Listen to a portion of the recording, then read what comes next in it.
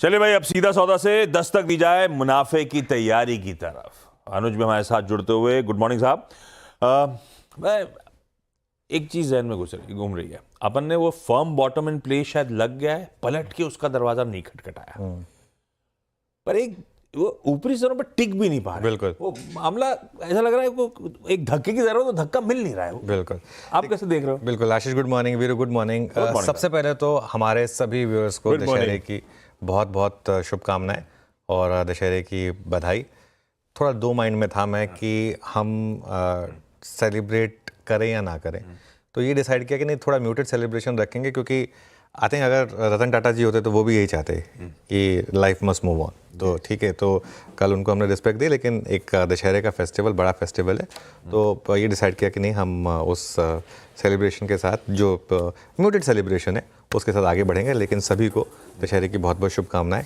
Obviously हमारी एक छुट्टी खाई गई उसकी वजह से, मतलब सैटरडे को है दशहरा इस बार, लेकिन अच्छा आज अष्टमी और नवमी दोनों हैं। मतलब इस बार थोड़ा सा डेट्स का मामला ऐसा हुआ है, तो जो अष्टमी और नवमी मना रहे हैं, नवरात्रि के दो सबसे बड़े दिन होते हैं, वो उनको बहुत बहुत बधाई।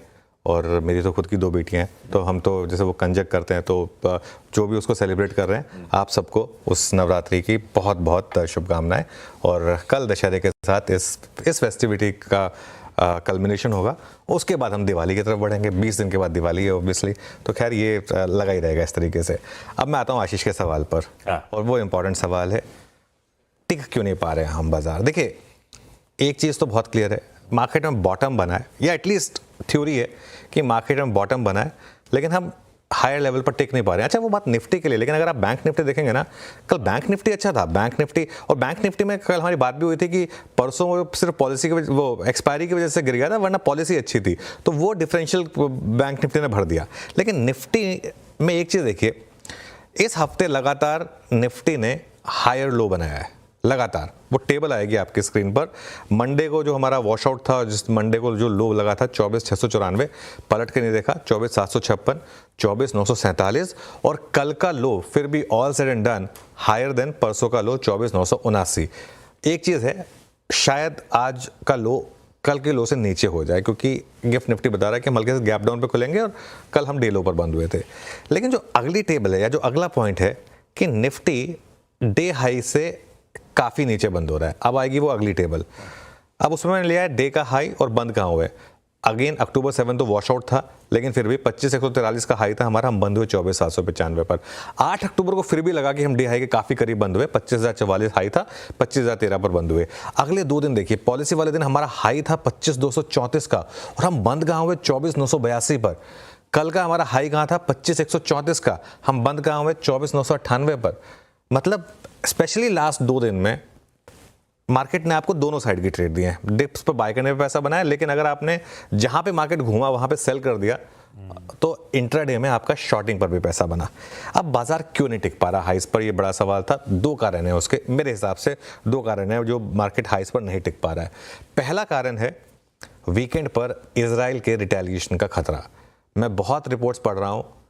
देखिए, इजराइल उन कंट्रीज में से नहीं है जो चुपचाप बैठा रहेगा। अगर उसके ऊपर हमला हो तो वो रिटेलिएट करता ही करता है, थोड़ा सा वेइन करता है। लेकिन क्रूड मार्केट भी आपको यही बता रही है, जो कच्चा तेल वापस एक बार उछला है ना, वो इसलिए उछला है क्योंकि नॉर्मली रिटेलिएशन वीकेंड पे आते हैं। तो और आज फ्राइडे है, तो इसकी वजह से एक फैक्टर ये बन रहा है मार्केट का।